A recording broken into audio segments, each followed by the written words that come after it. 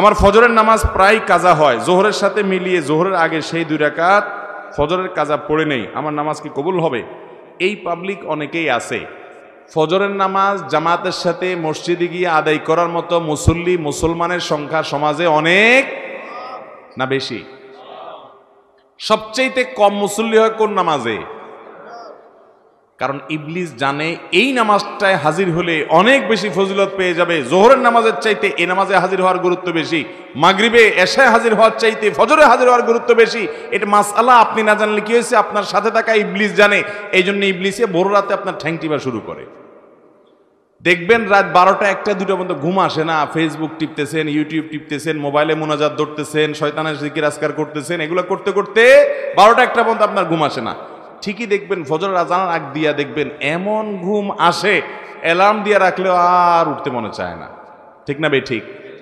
শয়তান তখন কি বলে? নবী করিম সাল্লাল্লাহু আলাইহি ওয়াসাল্লাম হাদিসে বলেছেন, শয়তান বলে ফজরের আজান হয়ে গেছে, অ্যালার্ম বাজছে, দেখতেছেন ঠান্ডা মাথায়, শয়তান বলে আরে রাত এখন অনেক বাকি, অ্যালার্ম দিছে, মোবাইলের গলা টিপে ধরে অ্যালার্ম কেটে দিয়ে আবার ঘুম।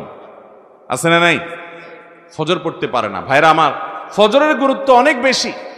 তো যেই মানুষ ফজরের নামাজ নিয়মিত জোহরের সাথে পড়ে, অনেকে আছে দেখবেন প্রবাসে অনেক ভাই আছে 7টা 8টা 9টার দিকে উঠা ফজর পড়ে, নিয়মিত যদি এরকম হয় তাহলে তার এ নামাজ হবে? ভাইরা আমার, একবার হঠাৎ 2 মাস 4 মাস পরে 6 মাস পরে জীবনে হঠাৎ একবার হয়েছে, হ্যাঁ ফজর নামাজ আপনি উঠতে পারেন নাই, মোবাইলে অ্যালার্ম বাজছে তাও হুঁশ নাই, এটা গ্রহণযোগ্য। নবী সাল্লাল্লাহু আলাইহি সাল্লামের জীবনে একবার ফজর কাজা হয়েছে। কয়বার কাজা হয়েছে? একবার। তো আপনার জীবনে 2 4 10 বার এভাবে হতে পারে, কিন্তু প্রতিদিন হওয়া এটা কোনো অবস্থাতে গ্রহণযোগ্য হতে পারে? ঠান্ডা মাথায় যারা নামাজ পড়ার এশার পরে শোয়ার সময় নিয়ত করে থয় যে সকাল 8টার দিকে উঠবে, অ্যালার্ম দিয়া ছয়, তার ঈমান আছে কিনা এটা নিয়ে অনেক উলামা ইকরাম সন্দেহ করেছেন। কারণ হলো ঠান্ডা মাথায় সে নামাজ পড়বে না, পরিকল্পনা করে সে শুয়েছে। আল্লাহ তাআলা আমাদেরকে ফজর নামাজ গুরুত্ব বোঝার তৌফিক দান করুন।